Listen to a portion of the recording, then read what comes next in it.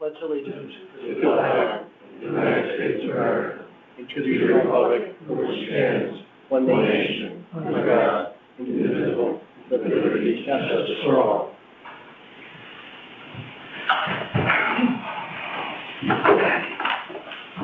The next item on the agenda is the approval of the minutes from the previous meeting. Is there any amendments to the minutes? Hearing none, is there a motion to approve? Motion to approve. Commissioner Ambrose, is there a second? Second. Commissioner Lebo, all those in favor say aye. Aye. Opposed, abstentions? Okay, item number 3 is Officer of the Quarter, Officer Douglas Katz. And we will hand that over to Captain Broderick. Most people know what this is. The Commission knows what it is. I'll do a brief explanation. The Officer Quarter Program is a place to recognize, officers, understand, and embrace, and support the look to further the Department's mission to make vehicles safer. Characteristic traits identified by our supervisors as being important to successfully carry out our mission as follows: attitude, personality, initiative, fitness and appearance, and job proficiency. It's my honor and pleasure to announce that for the quarter of October 14, 2021 to January 15, 2022, Officer Douglas Katz, sworn officer of the Police Department for 2.5 years, is awarded Officer of the Quarter. I'm going to read what was written about Officer Katz by his immediate supervisors. So we have a meeting amongst all the supervisors of the department, and it's a unanimous decision to leave the room to pick one officer and the patrol division to receive the award. So it was a short discussion, and Officer Katz, you were spoken very highly by all in the room. So, Officer Douglas Katz, sworn officer of the Fairfield Police Department for approximately 2.5 years, consistently demonstrates the reliability and dependability. His supervisors have noted that, in addition to his reliability, they have seen firsthand Officer Katz is extremely helpful, and further, his attitude is outstanding. Officer Katz is always willing to accept constructive criticism, has strong desire to improve and learn. When our squad is asked to volunteer, he is among the first to step up, which is just one example of his hard work and ethic and initiative to his professionalism.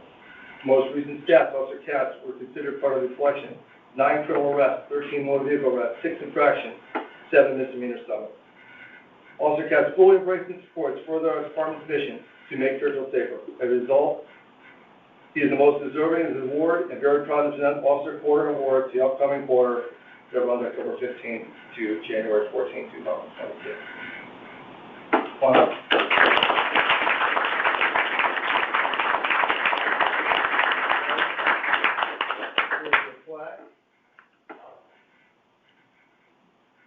Your certificate, which will be in your file, little letter. Your car for 3 months worth of use, which if anybody knows how nice it is to have your own clean, personalized car for a young officer.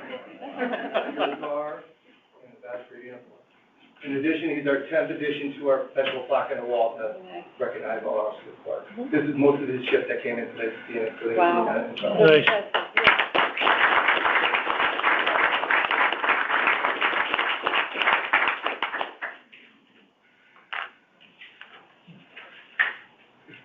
That's great.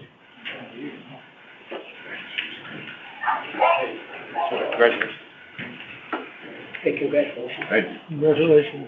Thank you.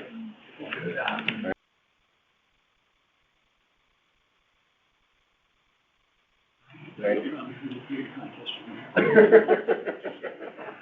We'll find a lot of good people in the last few years. I know.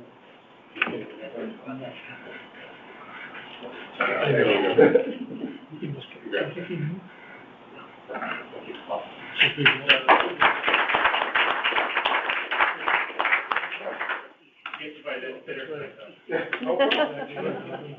Bye-bye. Nice seeing you guys. Take care, guys. Thank you, guys. Thank Thank you, guys. you. Yeah, thank you. Thank you. Bye-bye. All right, item number 4 on the agenda is the traffic survey. Commissioner Fine. Okay, traffic surveys. Traffic survey number 1, location 120 Eleanor Terrace at between South Benson Road and Riverside Drive. Nature of the request: replace the stop sign and post safely and securely in the ground at a normal height. It is currently about half of what it should be. Parking signs, remove or relocate further down the road. The one parking sign blocking my driveway. The other parking sign directly in front of my house should be moved down closer to the corner, near the stop sign and on a new post. By whom? Maria Nemchek. Recommendations: Signs are existing and can be moved, replaced without commission approval. DPW to install a larger post and new stop sign to replace existing ones. DPW to move only the easternmost sign approximately 2 feet east to the grass area at the shrub line. Do not extend onto neighbor's property. Okay, is there any public comment on this, traffic survey number 1? Hearing none, is there any comment from the commissioners? Hearing none, is there a motion to accept the recommendation on traffic survey number 1? Commissioner Pine, seconded by Commissioner Stone. All those in favor say aye. Aye. Aye. Opposed? Abstentions? Okay, recommendation accepted. Traffic survey number 2. Traffic survey number 2, location, Hemlock Road at or between Burr Street and Black Rock Turnpike. Nature of request. Request stop signs at intersection of Hemlock Road and Hemlock North and South. Convert that intersection to a 4-way stop. Install stop sign ahead signs on Hemlock, both east and west of the new 4-way intersection. Install at least 2 25-mile-per-hour speed limit signs on Hemlock Road. By whom? Ann Harvey. Recommendations. Install 2 new stop signs on Hemlock Road at Hemlock Hills North and South, making it a 4-way stop at the intersection. Install 4-way signs on all stop signs in accordance with the MUTCD. Install 2 stop ahead signs approximately 200 feet east and west of the newly installed stop signs on Hemlock Road. Remove all existing crossroad signs on Hemlock Road near Hemlock Hills North and South. Install 1 25-mile-per-hour speed limit sign on Hemlock Road near Burr Street, approximately 100 feet from the intersection facing eastbound traffic. Remove graffiti from existing speed limit sign on Hemlock Road near Black Rock Turnpike. Deny speed hump request. Tree trimming will be conducted if necessary after stop signs are installed. Okay, is there any public comment on this item? Yes. Come up and just state your name and address. Come forward. Yes. Good evening, I'm Ann Harvey, Oh, the here, you want this? petitioner. My address is 363 Hemlock Road. And I just want to say I'm grateful to the traffic survey team for the survey that they conducted, and respectfully ask that you consider approving the measures that they suggest, because the street has really changed since the 20 years ago-ish that I moved to town. Used to be kind of a country feel, and now it's become quite hazardous to pedestrians and our kids on bikes and skateboards and big carriages and all that stuff. So I'd really love to have that, especially the 4-way stop.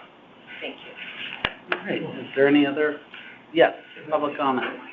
State your name and address when you come up, and, My name is Jim Valentine. I reside at 480 Hemlock Road. I've been there approximately 32 years with my wife. I also appreciate the commission taking a look at our request for some traffic signage improvements on Hemlock Road, and generally agree with the recommendations as made. However, there's one minor clarification. In our petition, we had requested to install at least 2 speed limit signs on Hemlock Road. There currently is none headed easterly from Burr all the way down to Black Rock Turnpike. There is one proposed, which I think is incredibly important. And in the other direction, coming off of Black Rock Turnpike, down Hemlock Road, there is currently one, but it's immediately after you turn from Black Rock onto Hemlock, headed westerly.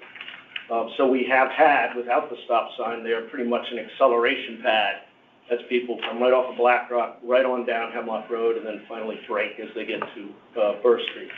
So the new stop sign should help mitigate some of that high-speed traffic. But what we do have is, with this new stop sign, our concern is, and this is why we requested 2 speed limit signs, people will continue to accelerate through the stop sign down the 0.3 miles that remains before they hit Burr Street. And we do have a unique situation with a blind hill. You cannot see over the hill and you cannot see up the hill. And as Ms. Harvey pointed out, that is where a lot of children ride their bike, walk to the bus stop if they're walking on the right side of the road, and or push strollers and walk dogs. So our thought was that if we could get another speed limit sign after that new 4-way stop, headed in the westerly direction, we might be able to slow people down as they continue for that 0.3 miles before they get to Borough. But other than that, we're in total agreement and appreciate the commission taking a look at the request. Thank you. Okay. Is there any other public comment? Hearing none, is there any comment from the commissioners? Jamie? Commissioner Stone? Thank you. As most of the commissioners know, being the old retired guy on the commission, I have the time to spend a little extra effort out there, and I'm usually out there a day or two ahead of when we do the official survey. I sat at that intersection for 25 minutes one day, and I wasn't there more than 10 minutes, and I was convinced that everything they wanted, they should get. The traffic that came down Burr Street was unbelievable. When I left, I made a right turn and went down to Black Rock Turnpike. And by the time I got to the stop sign, I had a car that wanted to come into my back end. When I turned right onto Black Rock Turnpike, I had gone more than 400 yards, and he went flying by me. It's one of the most dangerous things I can imagine on that road. So I sympathize totally. Mr. Valentine, I think your suggestion for that second stop, 25-mile-an-hour speed sign makes all the sense in the world, and I would support that totally. Commissioner Pine? Well, when you put new stop signs on, I'll just go through the chief, please. There should be a level of enforcement just to make people aware that there are stop signs now. So I would request through the chief and to Lieutenant Paris that we do some selective enforcement up there for a few days while the stop signs are up, just to slow traffic down and to make sure they're obeying the law. What do you think, Chief? Okay? Yes, sir. Okay, thank you. Yep, I'll support what Commissioner Pine had just said. Okay. Any other comments? No, I'm in accord fully with the recommendation, plus the additional stop sign. Okay, is there any comment from the traffic division on the addition of that, another speed limit sign? We're definitely in support of that sign, Commissioner. I think that one thing to be concerned about was over signage, and I think that we talked about that with the other speed limit, since there is one speed limit sign already going in each direction, and especially with this addition of one. Any additional speed limit sign would be, I think, overkill and considered to be over signage in that area. But we do support the stop sign in that area with the two additional, make it a four-way intersection. Lieutenant, so my suggestion would be to the commission and Lieutenant, why don't we do some selective enforcement there before we approve the second speed limit sign and see, and come back and report to us and what you find out out there, just, before we, based on what you're saying. Yeah, I think that the selective enforcement will be conducted. We always start off slow because we recognize that people are not necessarily aware as a new sign. So we'll start off with, most probably verbal warnings depending on the situation. But I also still think that any additional speed limit sign would be out of the line of what we normally do for streets in every other street in the town. Just my opinion. Okay. Any further comments from the commission? Is there Commissioner Stone, do you want to make a motion to amend this, to add that other sign, or?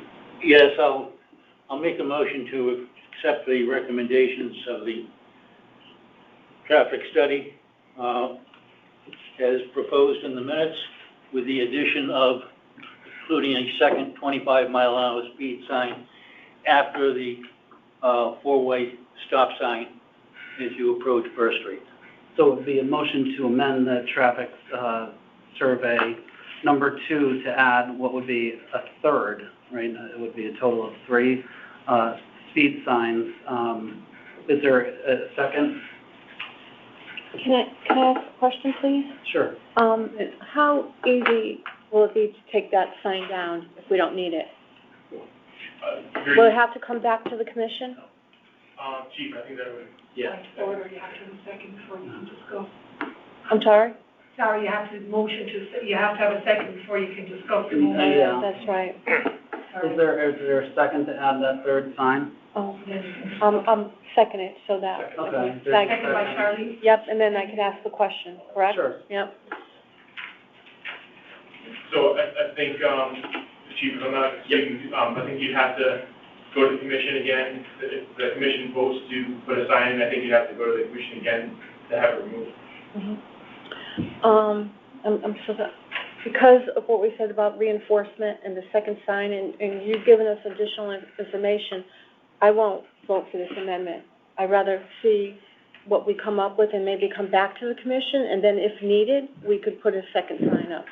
Those are my only feelings. My big concerns is if we do this on Hemlock, next month, we will have everybody from Roland Road, Reef Road, Fairfield Beach Road, and Beach Road coming wanting additional stop signs as they have requested, or additional speed limit signs as they've requested numerous times in multiple locations on the road.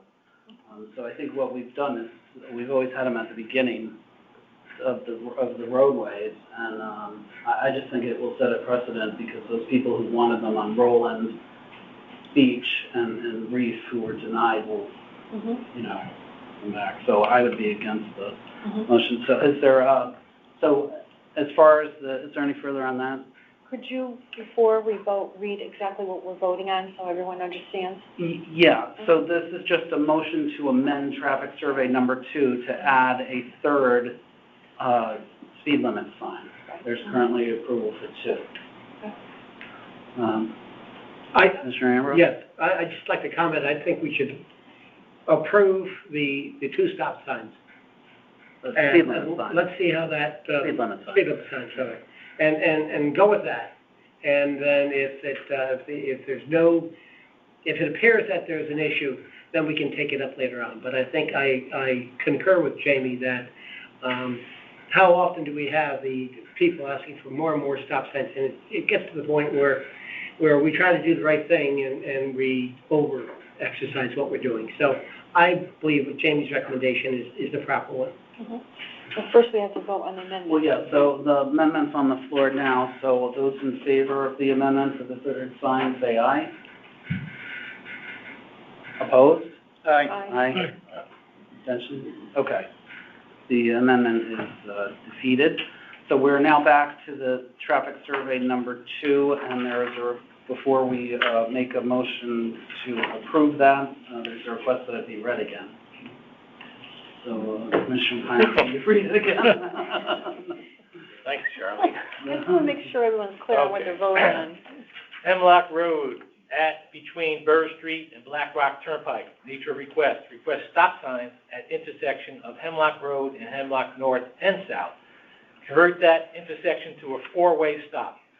Install stop sign ahead signs on Hemlock, both east and west of the new 4-way intersection. Install at least 2 25-mile-per-hour speed limit signs on Hemlock Road. By whom? Ann Harvey. Recommendations. Install 2 new stop signs on Hemlock Road at Hemlock Hills, north and south, making it a 4-way stop at the intersection. Install 4-way signs on all stop signs in accordance with the MUTCD. Install 2 stop ahead signs approximately 200 feet east and west of the newly installed stop signs on Hemlock Road. Remove all existing crossroad signs on Hemlock Road near Hemlock Hills, north and south. Install 1 25-mile-per-hour speed limit sign on Hemlock Road near Burr Street, approximately 100 feet in from the intersection facing eastbound traffic. Remove graffiti from existing speed limit sign on Hemlock Road near Black Rock Turnpike. Deny the speed bump request. Tree trimming will be conducted if necessary after stop signs are installed. Is there a motion to accept the recommendation? Commissioner Ambrose, seconded by Commissioner Lebo. All those in favor say aye. Aye. Opposed? Abstentions? Carries unanimously. Commissioner Pine now, traffic survey number 3, I please. want to thank the people for showing up there. Yeah, Mr. Valentine. thank you for coming. Good I luck. think this will help a lot too, so, and if, like the commissioners, like Chairman said, we can address it next meeting if we have to.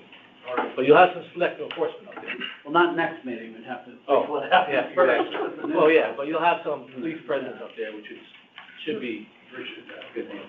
Okay, where are we? Traffic. Number 3. All right.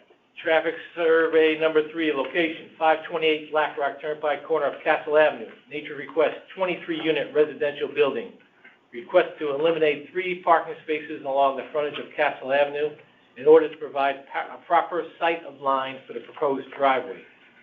See attached documents from Town Planning and Zoning, by whom? Al Camarada, Bella Homes, Connecticut. Recommendations, see the February 10th, 2021 Commission meeting minutes, already discussed. Voted for this request. Okay, so, on, is there any public comment on this item? This item was before us, and it was, I'm not sure if my memory, this was a while ago, but I believe we. This is 2020. Well, when we discussed this was the removal of the 3 parking spots because they had parking in underground parking garage. Mhm. But, is there any, public comment on that? I need to recuse myself from this. Yep, the Commissioner Ambrose is gonna recuse himself of his property in the area. And, Lieutenant Harris, do you wanna? Sure. Say anything about this, sort of strange? The commission back in February of that meeting discussed to remove those parking spaces on the same side as the new structure between the stop sign and the telephone pole. That was granted, and the sign was moved, and the no parking here corner sign was placed, therefore making that side of the street only no parking from that telephone pole, which is just past the structure, the new structure, to the stop sign at Black Rock Turnpike. Okay, so this is, so why are we? To be honest with you, I think it was an error on behalf of the people who put the request in. They were unaware of the results of the commission meeting, and they didn't know that this actually went through. Okay, So, go ahead. So I don't think it's in the new application or new request. It doesn't say about providing public 3 on-site parking spaces in the new. So I'm just the Town Planning and Zoning Commission made that one of the requirements to approve this building. And I have the commission's findings here, which says, the applicant has agreed to allow exclusive public access to 3 on-site parking spaces to offset the loss of the on-street spaces. Proper signage to indicate these spaces shall be provided. So he didn't include this in his new application, so I'm just saying that this is already part of the deal. Yeah. So he has to provide 3 spots to make up for the 3 spots we lost on the street. Yeah, you're right with that, Commissioner. I know that when our secretary called to inform him of our findings, that this is a repeat request, he said, oh yeah, my attorney didn't tell me about the, but that was the agreement that we made when we. Yeah, exactly. Yeah. It was based on the commission voted on it So, back then with that caveat. if there's no further discussion on traffic item number 3, I'd like to make a motion that we reaffirm our recommendations as made in the meeting on February 10th, 2021. There is Okay. second to that? Second by Commissioner Caffarelli. Commissioner Ambrose is going to recuse himself from voting on this. All the rest of the commissioners in favor say aye. Aye. Opposed, abstentions? Okay, it passes. Traffic survey number 4. Here. Okay, traffic survey number 4, location, Post Road at between Peace Avenue and Jalith Lane. Nature request, Southport side, north of I-95, has limited access for safe passage across Post Road to reach beach, downtown center, harbor, restaurants, and train stations. Several train commuters in the area run across the Post Road in the dark winter months, which is dangerous. Request to add a push-to-walk button, by whom? Kelly, Matthias, recommendation. Deny request, STC signs are posted, pedestrian crossing prohibited. Okay, is there any public discussion on this? Hearing none, is there any discussion from the commissioners on this? Just basically DOT does not want, it's a state road, and they say they don't want pedestrians crossing there, and there's a sign up, so I don't see how we can improve crosswalk. All right, so you're making a motion to accept the recommendation? Yes, to deny. Okay, so Commissioner Pine makes a motion to accept the recommendation of denial. Is there a second? I'll second it. Second, Commissioner Lebo. All those in favor say aye. Aye. Opposed, abstentions? Okay, that survey is denied. Next survey. Yeah. Traffic survey number 5, location, Post Road, US Route 1, in the vicinity of the South Benson Road intersection. Nature request, recommendation that the town considers timing changes to improve the operational efficiency of the traffic signal lights on Post Road, US Route 1, in the vicinity of the South Benson Road intersection. The traffic consultant for the applicant for 750 Post Road, Chick-fil-A, has recommended that the town consider timing changes to improve the operational efficiency traffic signal. Okay, and before we go to public comment and Commissioner comment on this, just so I've gotten several phone calls on this today. This has nothing to do with zoning approval of the Chick-fil-A at this location. This is in regards to the traffic light itself, which in the past we've had many complaints about that traffic light backing people up and stuff like that. So we're hearing about this. Chick-fil-A is in zoning, which is totally different and has nothing to do with what we're discussing today. So this is just limited to the discussion of this traffic light and us making a recommendation to refer this to the state for them to look into the matter further, which is required before it can go to them, to the state. So is there somebody here to discuss? Okay. A couple, actually. All right. Good afternoon, Mr. Chairman. My name is John Nuff. I'm an attorney with an office at 147 Broad Street in Milford. I also happen to be a resident of Fairfield and live about a mile from the intersection that we're discussing. With me is Phil DeGennaro, who's the principal of 750 Post Road Associates, who owns the property and is also the applicant for planning and zoning. And also with us is Rob Baltramitis, who is a professional engineer and traffic engineer and also has a unique set of credentials in terms of what he knows about traffic, because he runs the signals in his town and in Wallingford, but also does traffic engineering as well. So you're going to be hearing mostly from Rob this evening.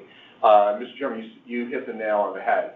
What we are here for, and by the way, so throughout the application process for Chick-fil-A at 750 Post Road, which I'm sure you all know is the former Joe's American, the barbershop, we've been through the whole code compliance meeting, done all that. I've met with staff numerous times. We had the opportunity to meet with the chief and with Bill Hurley a couple of weeks ago, and the recommendation is that because a number of the members of the police commission were asking about this, that maybe we should come by and let you know what was going on. But also, we had explained to the chief that one of the things that we were doing is frankly analyzing that intersection to see if there's opportunities to make improvements. And what Rob did, and along with BL Companies, which is our engineering firm, is they determined that, lo and behold, yes, with certain timing changes, not changing the phasing or any of those things, you can dramatically improve the level of service at that intersection, to make the intersection a lot more efficient for a lot more people and reduce the delays for most people significantly. And so that was the, that signal has the ability to do that now, but no one's really taken advantage of it because no one's really studied it. As Rob would tell you, the DOT controls thousands of signals throughout the state, so they're now looking at the opportunity to optimize every one of those thousands of signals. But when an applicant comes forward and says, gee, there's an opportunity here to make things better, whether you're coming to our site or not coming to our site, but for the average motorist traveling through Route 1 and North Benson and South Benson Road, we can make certain timing changes such that we can make all those movements more efficient for everybody. So that's really what we're here for. So that, and typically, I think we would typically go through planning and zoning, get our approval, and then come before you as part of our submission to DOT. I mean, we need an encroachment permit from DOT, but typically they would say, all right, if you're doing this encroachment permit, and also you have your traffic signal proposed changes, we're going to kick you up to Newington so they can analyze those changes. So we're a little bit out ahead of the curve than we typically would be. We have studied this intersection tremendously. We have done our own traffic studies. We have used the town's own traffic studies. Our counts have been approved by the DOT at the Planning and Zoning Commission's request. We have gone out and counted additional Chick-fil-A's, understanding that a Chick-fil-A typically will create more traffic than your standard fast food restaurant. So we did that in Norwalk and we did that in Wallingford. We did that on multiple weekends.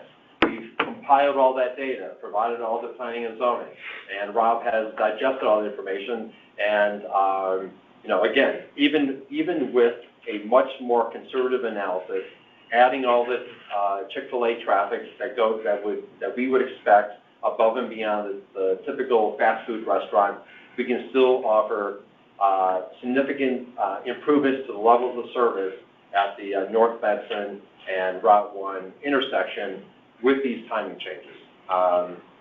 So I'd like to turn it over to Rob, and he can give you a little bit further explanation, and so that if and when we get approved by planning and zoning and we make our submission to the DOT, that we know that we have the local traffic authorities' support in that request. So to us, it seems like, I don't want to, maybe no-brainers, too strong a word, but you have a signal that can be optimized and provide better service and shorter delays overall for more people, and that's something that, the police commission ought to take seriously. So with that, I'd like to turn to Rob Baltramitis, who can tell you a little bit more about himself as well as the signal time changes. Thank you, John. Good afternoon, or evening as it may be. My name is Rob Baltramitis. I am a professional engineer. I've been a consulting traffic engineer for 28 years. In addition to that, the last 20 years, I've worked for the municipality that I live in as town engineer and eventually public works director. In that capacity, I operate 30 municipal traffic signals. I operate 4 closed-loop traffic signal systems. A closed-loop system is a computerized system where you can download data to the streets of controllers, get it back up, get real-life information. It's the same type of system that DOT operates here out at Route 1. It's a closed-loop system. Just for credentials, in the state of Connecticut, I have designed either new installation or signal revisions, more than 200 traffic signals in the state of Connecticut. I permitted dozens of millions of square feet of major traffic generators with OSTA, formerly SDC. And I won't bore you, but I can assure you I'm recognized as a traffic engineer in this state. So, Mr. Chairman, I actually had probably a long-winded presentation like most engineers, but I think you hit the nail on the head. You're not here to talk about the zoning application itself. We are here to get your support to go to DOT and recommend that they consider timing changes at the Route 1, Route 135 intersection. I do have a full presentation if anybody wants to hear that, but again, I think you have hit the nail on the head. It's not exactly why you're here. I actually have a PowerPoint presentation too that if, so I'm gonna ask you. On the traffic light or on the... It was the site. I was ready to talk about the site access, the area intersections, the level of service. Let me just give you something. So, the site, as you know, is 750 Post Road, the former Joe's American. Our application was proposed Chick-fil-A, fast food with drive-through. It's almost a 2-acre site. This is a much larger site than Chick-fil-A normally has. It gives us a lot of ability to accommodate traffic on site. For example, we have 76 parking spaces. Your zoning requires 53 parking spaces. We can stack 36 vehicles at our drive-through.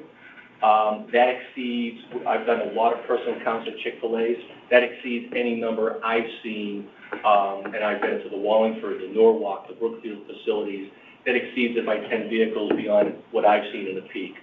And that 36 cars can actually be extended on the site without any impact to the off-site roadway network as well. So we prepared a traffic study. The goal of a traffic study is to determine the impact that a project might have on the adjacent road network. And we do that by modeling, comparing what we call a no-build and a build traffic situation. So the no-build is the existing traffic at the time of project completion. So the easiest way to understand that is it's going to take 5 years to build a project. What's the existing traffic 5 years from now? That's no-build. This project's simple, it can be built within a year. For build traffic, we add our site-generated traffic. Now, the original traffic study used estimates from what's called ITE's trip generation. ITE is the Institute of Transportation Engineers. That is the transportation engineer's Bible for estimating site trips. It's a compilation of studies that compares site-generated traffic to some measurable aspect of the development. In this case, it would be the square footage of our facility. We presented this information to the Planning and Zoning Commission. They asked a valid question. They said, well, what do Chick-fil-A's generate? So we went out, we counted the Norwalk store, we counted the Wallingford store, and we averaged those to determine what the Chick-fil-A here in Fairfield at Post Road would generate. Those numbers were very much in line with ITE. They were slightly higher. The worst case scenario was Saturday peak hour. ITE estimated 274 vehicles. Our average was 333, within 20% or so. So we take that traffic, we apply it to the roadway network, and then we do capacity and level of service calculations. So level service, if you've never heard the term, it is a way of measuring the driver delay or discomfort. And it's assigned a letter grade, just like a school system. Level service A, basically free flow, no delay. B, C, D, all the way to F. F's a failing level service. Drivers experience frustration and maybe taking several cycles to get through a traffic light. So at the end of the day, when we apply our Chick-fil-A traffic to the roadway network, we find that we have very little impact, if any, to the level of service. The exception being Elliott Place, which is an unsignalized intersection with Route 1 that presently operates at a level of service E that goes to a level service F. It's typical of any unsignalized intersection along Route 1 really in Fairfield County. In fact, it only takes 3 additional trips to make it a level service F. This is not a Chick-fil-A problem. This is something that would be experienced with any development that would occur here. But we have a solution to that, and that is we have... Well, and just to get you back to, because this item is about this one traffic light, and we already have, I got sent stuff from Attorney Joel Green today arguing that the traffic, fixing the traffic light will not mitigate the negative impacts of this proposed development. But once that goes through zoning, it will likely, will come back here, as it normally does, because zoning will then refer it back to here for traffic authority. So I think the discussion on all of that with the flow is probably going to be heard then, and we'd have to properly notice that in our agenda, because I'm sure there will be a lot of people that will come for and possibly against it to make sure that they have notice, because this just drew attention today, and that's why Attorney Green called me to make sure we weren't discussing that we were just basically going to focus on the light. And you would like me to do that? So yeah, if we can just focus on the light, because that's what I told him that he would probably have been here to argue. So one of the goals of a traffic study is to determine if the project has an impact, but then to look at if there's any mitigation strategies that could be implemented to improve things. And what we found is there's some inefficiencies in the present sequencing and timing of the traffic light, which is operated by DOT at Route 1 in North and South Benson. And we have found that with some signal timing modifications, operation could be made better. When I say better, we're talking about reducing the overall average delay of about 2,500 vehicles that process through there in peak hour. And those delays can be taken down 18 seconds on average in the afternoon and 8 seconds on a Saturday. It's almost negligible in the morning period. All this can be done while maintaining the existing signal sequence and also the cycle length, which is important because it's part of that closed loop system, and you can't alter, you have to have all those traffic signals running at the same cycle length in that system to keep coordination through the Route 1 corridor. So we are able to do that and show that there are operational benefits even with the addition of the Chick-fil-A traffic at that intersection. And that is the crux of what our findings are. So while Attorney Nuff had mentioned we're here to solicit your support, we certainly are. One thing I'd like to say is if we got local approval, we want your endorsement, but we would make an application to DOT for an encroachment permit. Our recommendation is the signal timings. It would go up to Newington, it would be considered, but it certainly carries more weight when it has your support as the local traffic authority. Okay. Is there any other public comment? All right, hearing none, we'll go to... Can I excuse me? Or, Yeah. Oh, Bill Hurley, Town of Fairfield Engineering Department. All right.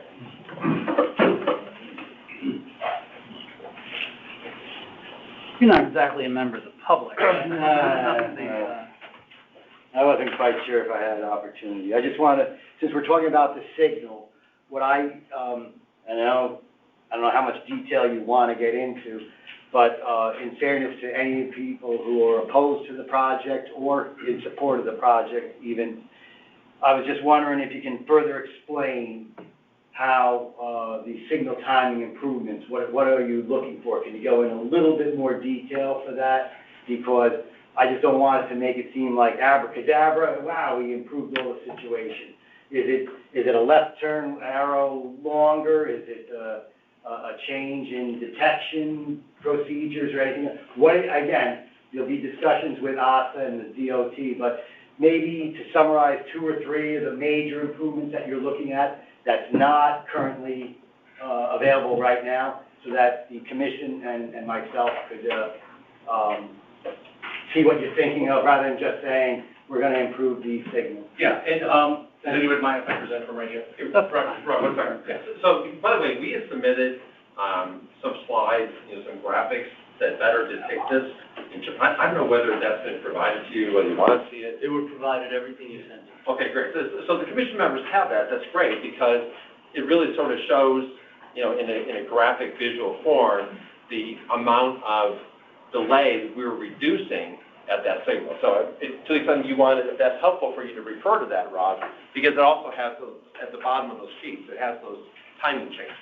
Correct. So if I had the PowerPoint presentation up, I could walk you through those sheets. I think in simple terms, what we're looking to do is better allocate the available green time.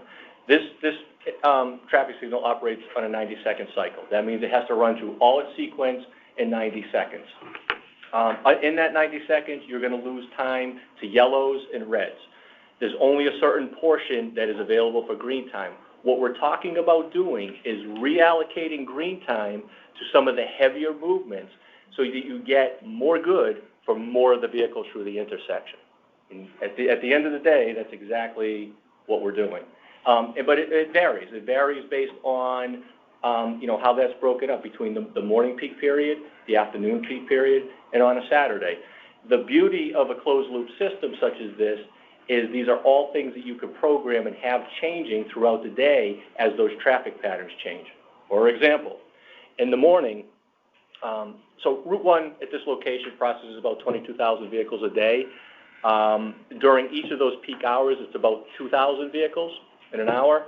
In the morning, it's very heavily skewed westbound. It's probably about 80% of that 2,000. In the afternoon, the peak period in the afternoon, it's about 60% eastbound, 40 westbound. And on a Saturday, it's almost evenly split, 1,000 in each direction. So again, the beauty of the closed loop system is you're able to change those timing parameters based on that traffic and respond to that. Okay. All right. Chief, did you have something before we go to the commission? I may have missed. Do you have your hand up? Or? No, I did have one question that was brought up at our previous meeting with Engineer Hurley. Just there is new infrastructure that's going to that light, and if your mitigation strategy is from the old technology, or looking at what is being used right now in the old technology, or what is proposed to be replaced from the state.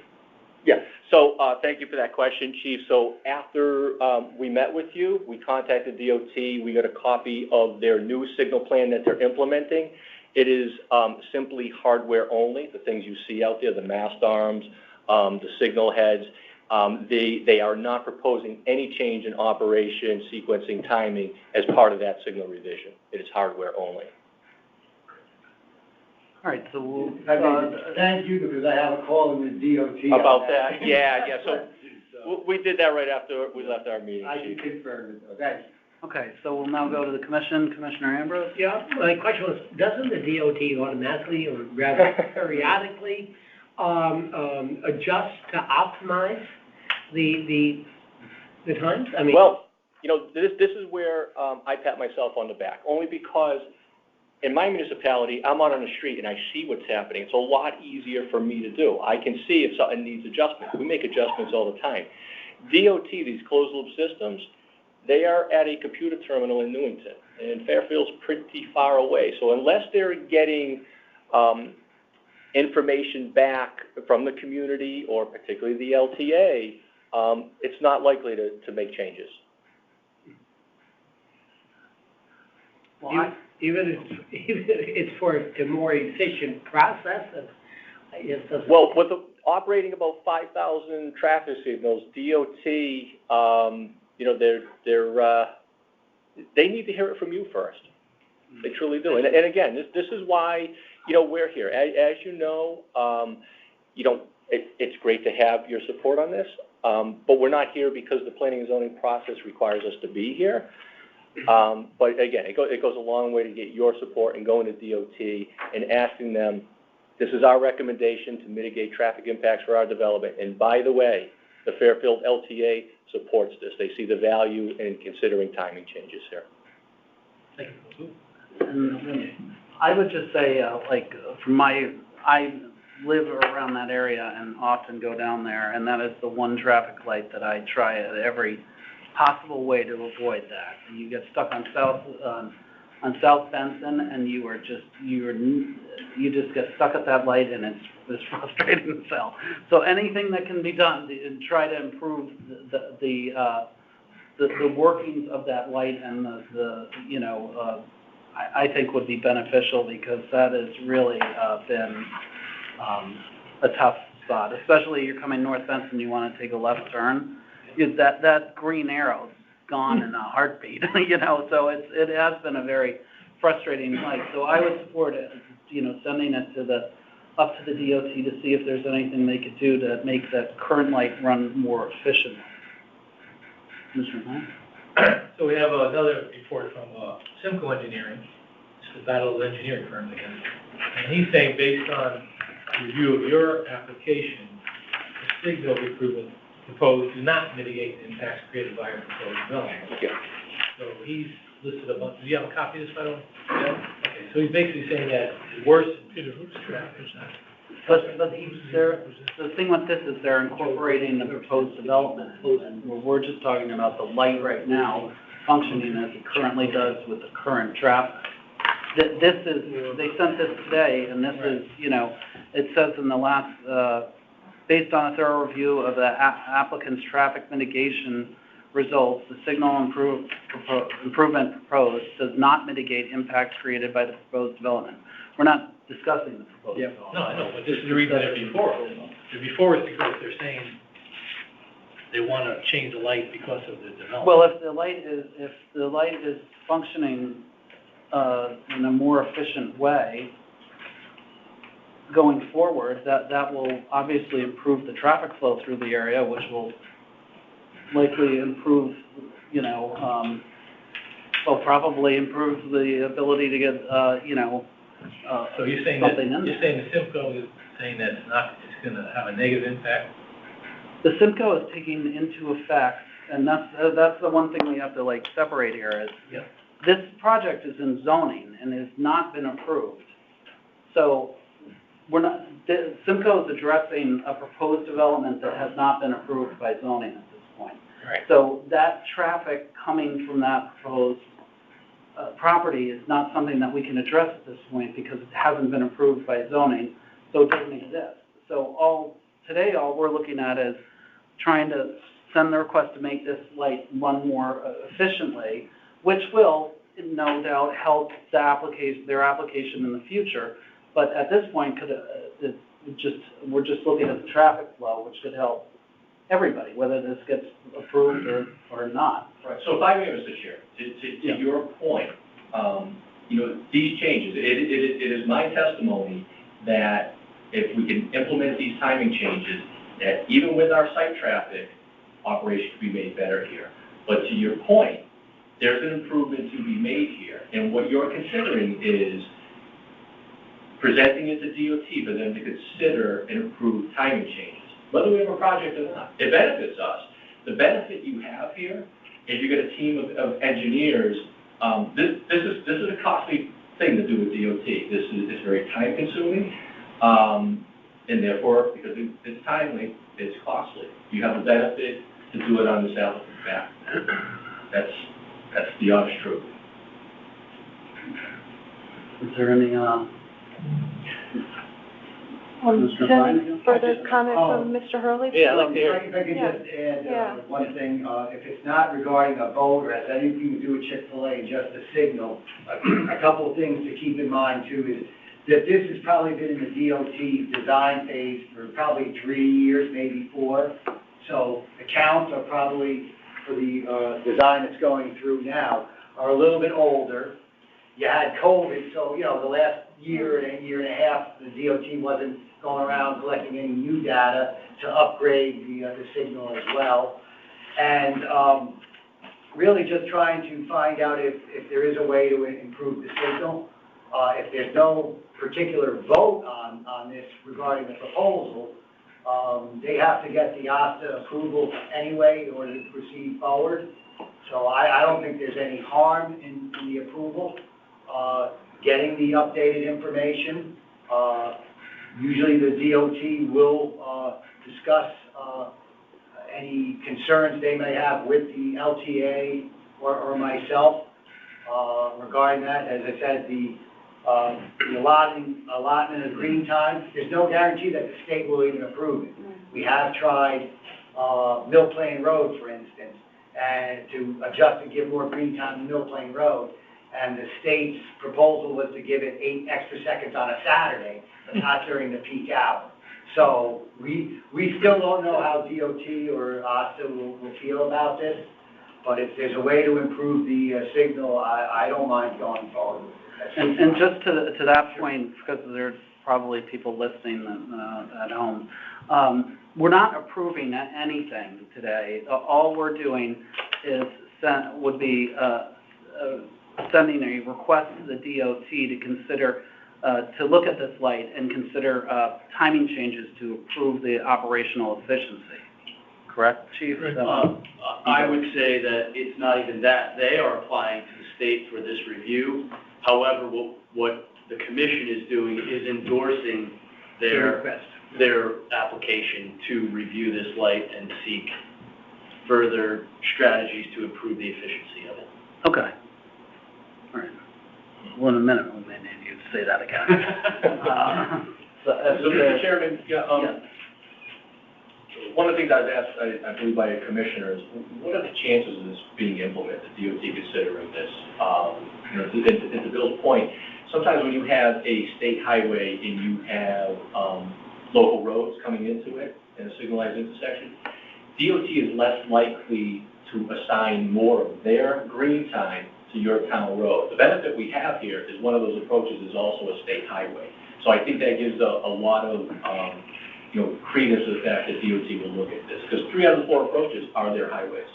Okay. Commissioner Lebo, did you? No, I'm good right now. Commissioner Stone? Jeff? I'm good. Any further comments? Anything further from the police department and traffic division? Nothing? Okay, so, we will, I'll make the motion that, how did you start that off? To endorse To endorse the application of, be presented to the state. okay, so it would be to endorse the application by, who's the applicant? 750 Post Road Associates.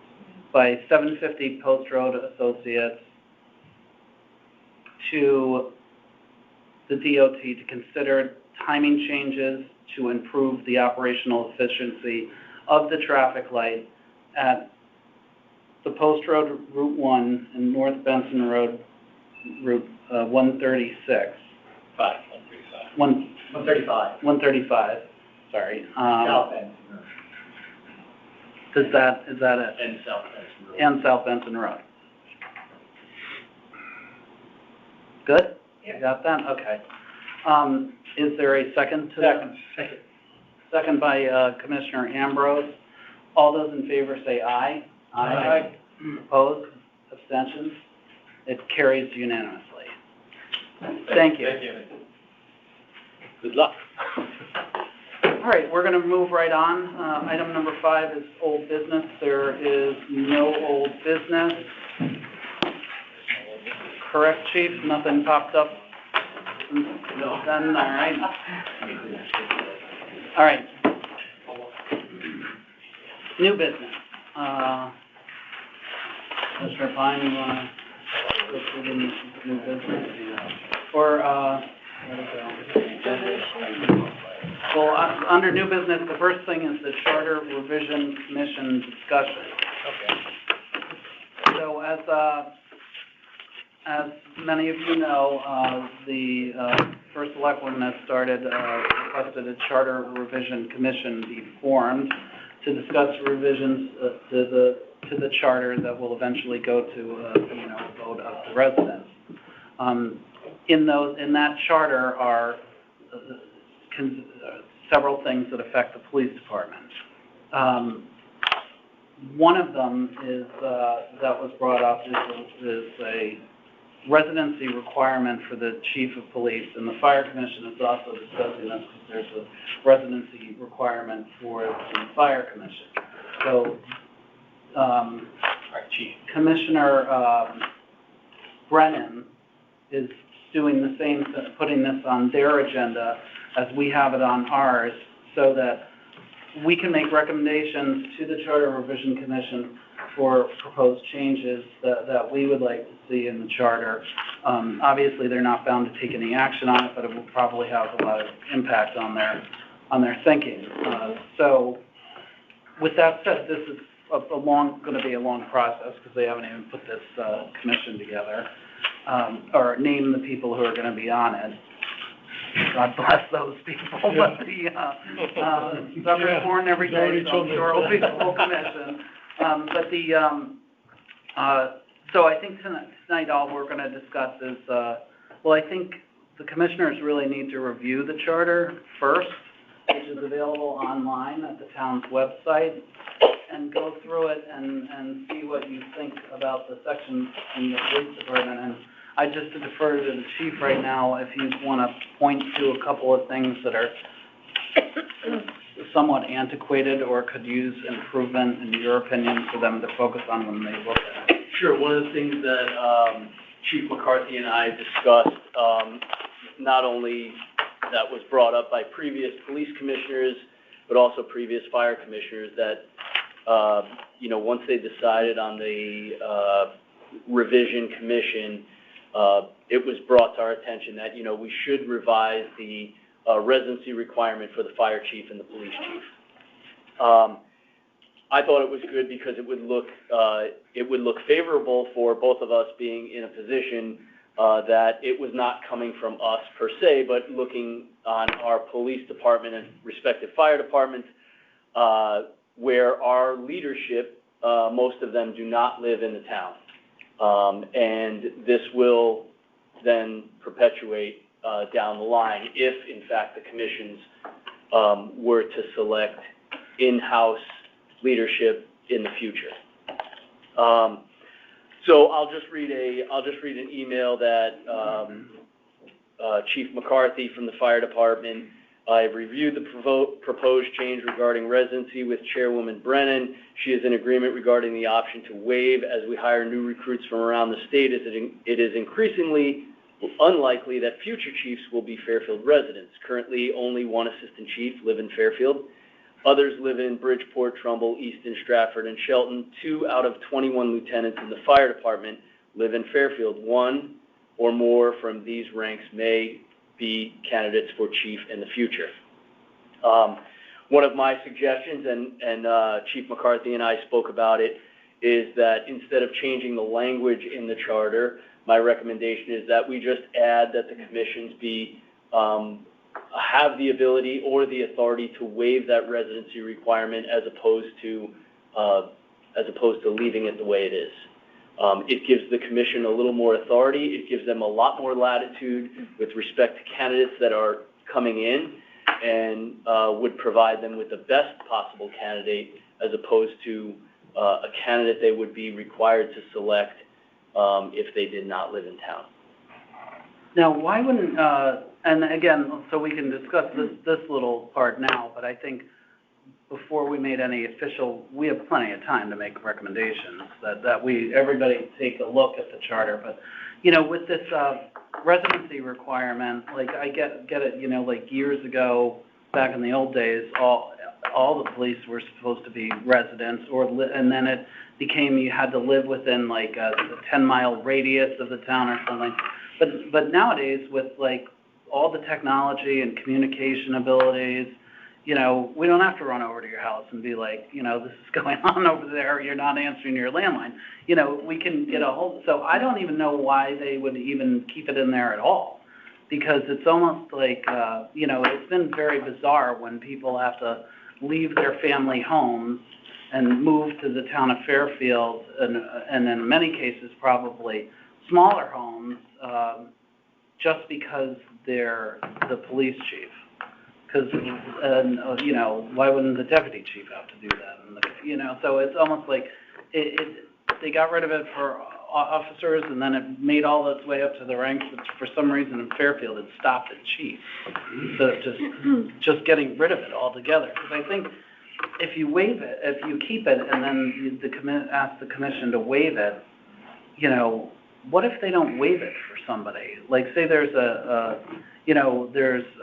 you're the chief, and then there's another chief who happens to be a white male, and then we hire, now a future commission promotes a minority to the position of chief, but says that they're going to keep the residency requirement. I mean, that just seems like it could open up a whole can of worms that you don't need.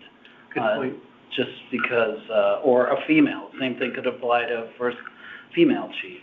So It can become a selective process as opposed to... Yeah, very familiar with that. But you know, those are just my thoughts. And Ron? Yeah, I think it's kind of a moot point because we have the last two chiefs. Technically, we're elected in town, but we don't live in town. So it's kind of I want to say, use a better word than joke, but I think if you do a residence requirement within 20 miles of police headquarters, but have to live in the state of Connecticut, because I think Southdale is like 17 miles away or whatever, New York. So if you have a residence requirement that says 20 miles within police headquarters, that to me is fine. And I agree with you, I don't think we should have a thing where you can waive it, because then it becomes, you open yourself up for criticism. So if you just have it in the charter saying, hey, chief of police shall live, you know, within 20 miles of police headquarters, but must reside in the state of Connecticut. You know, well, I don't know if you get that specific. if you do... all we're doing is recommending to the we don't want the Charter chief Revision Commission. We don't want the chief to live 50 miles away. I mean, 20 miles to me is, 20 miles is pretty... You got license irons, you can, you know. Well, I don't know. I mean, the police department's still going to function, you know, as the police, if the chief is en route for an emergency, the department's still functioning. Yeah, no, but I'm saying if you put like a 20-mile limit, that should satisfy any criticism from people who are against it, saying that he's got to be fairly close, but far enough away. Mm-hmm. Well, I mean, we can discuss that. Yeah, that's my feeling, anyway. Commissioner Stone? Jamie, I would agree with your points. The technology is very advanced, very capable of getting notification to people, but more importantly, when you look at this department, we've got such a strong command staff that if the chief isn't immediately available, you've got a deputy or other commanders who can fill that gap in the interim. So it's not like we're sitting here naked without a chief. I tend to agree with you, Jamie. Anything I don't want further? to be selective. Yeah. All right, so why don't we put this on, the agenda for next month and, for further discussion under. So I can share our thoughts at that. Yeah. Yeah, that's And that okay. way people can have a chance to look at the charter Yeah. and see what Good. else, Makes sense? I'm not sure how much else there is in police department in the charter except for the makeup and all that. But but take a look and, just so you have, and then we'll discuss it further at the next meeting under old business. I mean, I read the charter, and I think most of it is basically refers to the state statute, right? Which is, state law, so. We'll move on. But I'm still, We'll make it 50 miles. I mean, we got plenty of time to make the recommendations, so. And like, Chief, what would you think about, just your thoughts about living, how far distance from, would 20 miles be sufficient? Well, I mean, you could put any number on that. I think, with respect to technology, I mean, I've been out of state hundreds of miles, and on my phone, I'm receiving the radio dispatch over my phone. So like, when the charter was written, the radios only go as far as like the town limit, and Right. we build that infrastructure to accommodate the local area, when that happened. Now the technology has just become so far advanced that I can monitor and speak to command staff, if the need arose from wherever I am. So while I think it's important to have a kind of in the area so you get the feel of where you live, I wouldn't want to exclude someone who lived 21 miles outside, so like, my only question is, what is that number? Is it 19? Is it 21? Is it 20? And I had this discussion with Dennis McCarthy, who felt the same way, that either put in the residency requirement, take it out, or give someone the authority to say it's not a requirement, because this is the candidate we selected and we want the best candidate and this is who we feel is the best. So, I mean,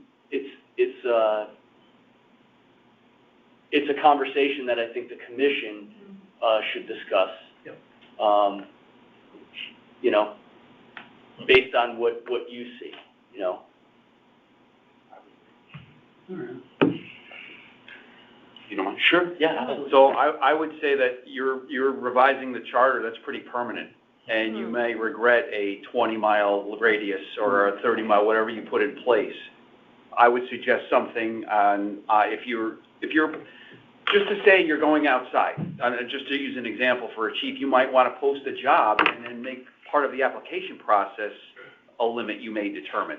Or as part of the job posting, gives you some flexibility over that. So you can, as technology evolves, as things change, you can go farther or lessen it, however you see fit. But I think a charter revision is pretty permanent. And you might, if you put any residency in there, it might preclude somebody, like the chief said. Let me just explain further that the reason I did that is because I was trying to figure out, you're gonna have people who are opposed to taking it out of the charter. I mean, you have Hartford now that requires a residency for the chief to be in town, and New Haven's moving that way. So to kind of satisfy any opposition to this, I just threw that in there randomly. I mean, I'm not stuck on it. I'm just saying there's people out there that want the chief to live in town because of community and all that. So I just threw that out to say, maybe if you want to put a mile of, I'm saying what you're saying. Yeah. I think that gives you more flexibility Yeah. to leave it out and you decide. Yeah, because it is rather tough, like, when you think about it, like Shelton is 20 miles away from Fairfield, but you can, with no traffic, you can get there in like 15 minutes. So, I mean, it's like, and with licensed irons, you can cut it to 10. So Is that on record, Commissioner? Well, that's, Jamie's got it. It's been tested. Jamie, But, one more question though. What if we, and it's only for discussion, if we just put residency of Connecticut and put something clause in there, it can be waived or by the commission? a resident of Connecticut. Well, you have to be a resident of Connecticut. The issue of waiving it Go ahead. makes it a very suspect provision. Okay, all right, that's I mean, discussion. So you wait for one person, maybe not for another, I mean. Be more you- selective, Yeah, I mean, okay. I think it has to be very objective. Right to the point. Yeah, I mean, And they're gonna have to, I mean, if you're gonna Have to be a police resident, officer, yeah. you're not, you can't like, Okay. live in New Jersey, or, you know, it's like, so, I don't know, we can discuss it further, but I mean, I think that's, definitely sort of. Definitely has to be changed though. All right, in my well, opinion. it's almost, why don't we move along, because these guys have been here all day.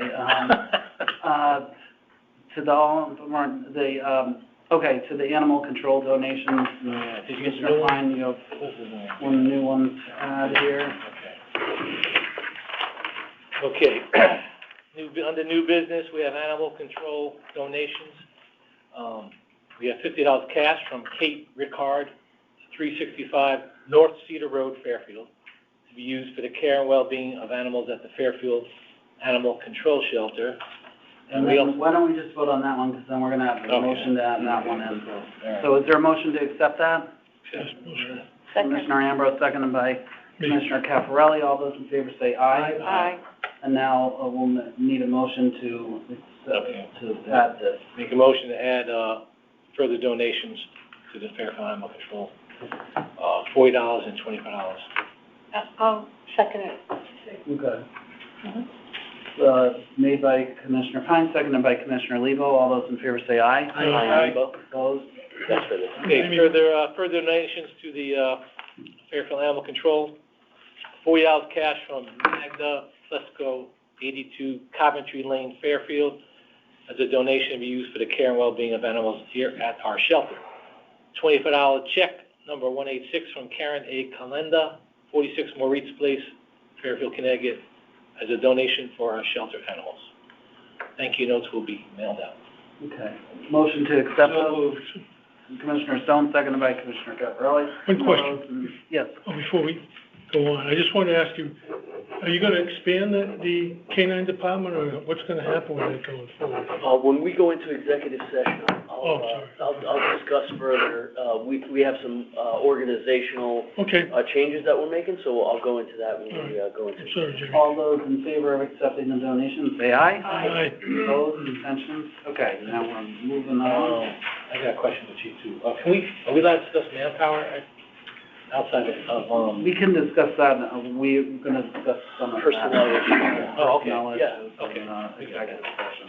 all right. All right, so, next item is item number 7, the monthly report. Are there any questions? Commissioner Stone? Chief, just one curiosity thing, as I look at the total incoming calls, seems to be a significant increase. Yeah. Was there any specific reason for that, or? No, it's, I don't even know what to contribute it, but I noticed the same thing. I don't know, there was nothing specific that jumped out at me as far as, I think it's just an increase in calls for service. 911 calls were high too. Yeah. Just curious. Are there any further questions? All right, hearing none, is there a motion to go in? Our next commissioners meeting will be on November 10th at 4:30 p.m. here in the conference room, and it will remain open to the public, and by this, we're going to continue to use the bridge as well. In executive session, we'll turn that. Yeah, I know, but at our next commission meeting, will be Yes, it'll be just the same. in public, or they can log on. Okay, all right, is there a motion to go into executive session? Make a motion. Made by Commissioner Pine, second. Commissioner Ambrose, all those in favor say aye. Aye. Opposed, abstentions? Okay, we'll head into executive session.